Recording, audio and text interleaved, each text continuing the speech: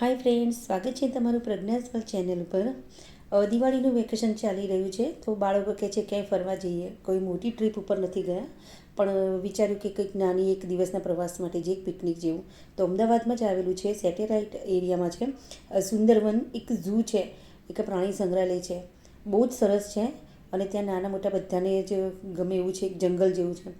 એનું entrance area છે, gate છે, એ પણ બહુ સરસ છે. ગેટની જોડે જ એક શંકર ભગવાનનું મંદિર છે નાનું, અને તમે જોઈ શકો છો કે અંદર જેવું અમે એન્ટ્રી કર્યું એવું મંદિરની સાથે જ એકદમ રમણીય વાતાવરણ હતું. બધું જંગલ જેવું જ હતું અને જે મોર છે એ બધું ખુલ્લામાં ફરતું હતું. અને બેઝિક વાઇઝ જે એના પાર્ટ્સ હોય, વિભાગ હતા, બધા પાર્ટ્સ હતા કે આ જગ્યાએ અહીંયા આવેલું છે સાપનું કે કોઈ અલગ અલગ પ્રાણીઓના એની જાણકારી આપી હતી. અમે ત્યાંથી ફરતા ગયા, જો ઢેલ પણ છે, ઢેલ મોર એ બધા ફરતા જ હતા ત્યાં જંગલમાં. અને એક નાનું તળાવ છે, એ તળાવમાં મગર, બધા કહે છે કે ત્યાં મગર છે પણ એકચ્યુઅલી હતા નહીં. અને જે એક મગર દેખાવે છે એ આર્ટિફિશિયલ હતો હીરો, એ જસ્ટ એક મુખ્ય તો શો પીસ કહેવાય ને એ રીતનું. બાકી એની અંદર માછલીઓ, કાચબાઓ એ વગેરે હતા. અને તળાવનું પાણી ખરેખર ફ્રેન્ડ્સ બહુ જ ગંદુ હતું. અને એકચ્યુઅલીમાં જગ્યા છે બહુ સરસ, પણ એને એક શું કહે ક્લિયરન્સ કહેવાય ને કે સાફ સફાઈની અને થોડી મરામતની એની જરૂર હતી.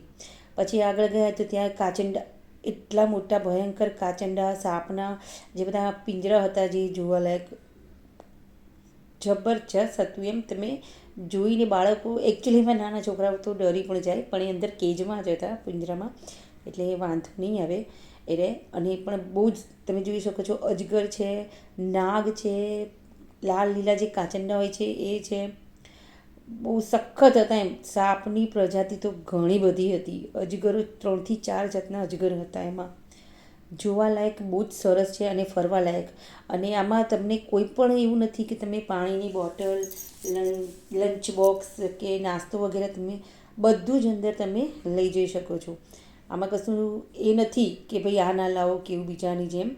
અને 50 રૂપિયા ટિકિટ છે અને એન્ટ્રી ફીસ છે એ 50 રૂપિયા છે. તમે જો સાપ જુઓ, આ જે નાગ છે, કાળો નાગ, એ અંદર ફરતા છેક દિવાલ ઉપર જે કાચની જે વોલ હતી એની પર છેક ઉપર સુધી ચડી ગયો. તમે ખુદ ડરી ગયા હતા. બાળકોના માટે તો બેસ્ટ પ્લેસ છે આ રહ્યું. એ પ્રાણી સંગ્રહાલયમાં છે, પ્લસ જે કેમ્પમાં કરાવે છે એક્ટિવિટીઝ એ પણ અંદર છે. અને બાળકોને મોટાની બધાને મજા આવે એવી છે. જરૂરથી આવજો ફ્રેન્ડ્સ અહીંયા. અને તમે જોયું છે માછલી છે. અને જે ગાર્ડન એરિયા જે છે, થોડીક સાફ સફાઈની જરૂરત છે જ. અને આગળ જેમ જેમ તમે જાશો એમ એમ ત્યાં એના પાર્ટ્સ છે બધા અલગ અલગ. આ garden area plus children play area છે, કે એમાં બાળકો બધા ફરી શકે કે કોઈ ગેમ જે રાઇડ્સ છે, ગેમ્સ એની એન્જોય કરી શકે. મારા બાળકોને તો બહુ જ મજા પડી ગઈ છે આમાં. એકચ્યુઅલી મને પણ બહુ ગમ્યું, પણ સાફ સફાઈ હોત તો વધારે સારું હતું એની અંદર. અને જંગલ જેવો જ એરિયા છે.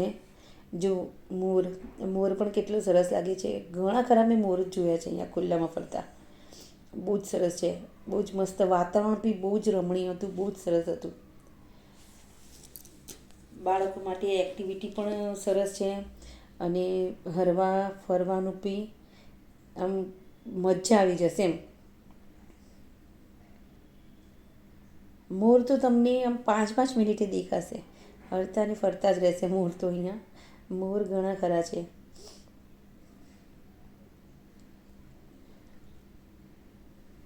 અમે ઘણા ખરા 2 થી 3 કલાક સુધી આ રહ્યા હતા. જોઈ શકો છો તમે, લપસણી છે, હિંચકા છે, બાળકો માટેનું એક કહેવાય ને કે કેમ્પમાં જેમ હોય છે એ બધું કરાવે છે એ રીતનું સ્ટાઇલનું છે અંદર.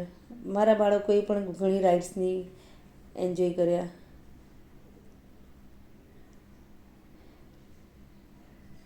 બહુ જ સરસ છે વસ્તુઓ બધી, અને બાળકો ખૂબ જ એન્જોય કરશે. આ મારું સન છે યજ્ઞ કટારિયા, એને પણ બહુ મજા આવી ગઈ.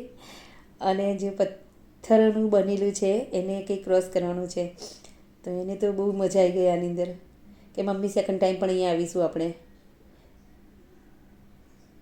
મારી ડોટર પણ આની સાથે સાથે એણે પણ પ્રયત્ન કરી લીધો એને.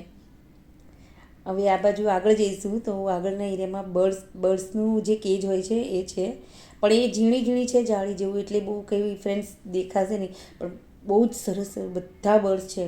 પેરોટ્સ, વ્હાઇટ સ્પેરો છે, નાના નાના કંઈક એ છે, તમે જુઓ બર્ડ્સ કેજનું અંદર. અને બહુ જ નાના નાના પક્ષીઓનો કલરવનો અવાજ, પછી જે રંગબેરંગી જે નાના પીકોક લાયા છે અત્યારે, મોર છે એ પણ તમે જોઈ શકો છો. એ બે જ છે મોર અંદર. ફરવાનું બહુ જ સરસ છે એકચ્યુઅલી. એક વખત તમે અને જે અમદાવાદમાં રહેતા હશે એને તો ખાસ ખબર જ હશે કે યાર એ વિઝિટ કરવા જેવું છે. બાકી જે બહાર હોય છે, ગુજરાતની બહાર રહેતા હોય છે, એ લોકો પણ એક વખત આવી શકે છે. બહુ જ સરસ એરિયા છે. એની સાથે છે સ્વાન જે છે, બતકને જે છે બધા એનો એરિયા છે, એની જોડે જ છે એ પણ. તો અમે ત્યાં પણ ગયા હતા. જે ખુલ્લામાં જ ફરે છે, ખુલ્લામાં જે તમે જોઈ શકો છો બધા બતક છે, બ્લેક સ્વાન છે, વ્હાઇટ સ્વાન છે. આ છે વ્હાઇટ રેડ્સ છે, સફેદ ચૂહા જે કહે છે. અને આ છે સસલા, મારા પ્રિય, મારા બાળકોના. અને આ બધું ખુલ્લામાં જ છે. તમે એને દાણા પણ એને ખવડાવી શકો છો, એની સાથે દોડી શકો છો, એને પકડી શકો છો, એની સાથે રમી શકો છો. બધું ઓપન એરિયામાં જ છે અને બહુ જ સરસ છે. એમ બહુ જ મજા આવી જશે તમારા બાળકોને. એકચ્યુઅલીમાં એક વખત તમે ટ્રાય કરવાનું જજો. અને એ વીક 7 દિવસ ખુલ્લું જ હોય છે. એ 50 રૂપિયાની ટિકિટ છે. અને સેટેલાઇટ જોધપુર 4 રસ્તા છે, બસ ત્યાં જ છે. આ છે સસલા પણ એટલા સરસ હતા, તમે જોયા હોય તો.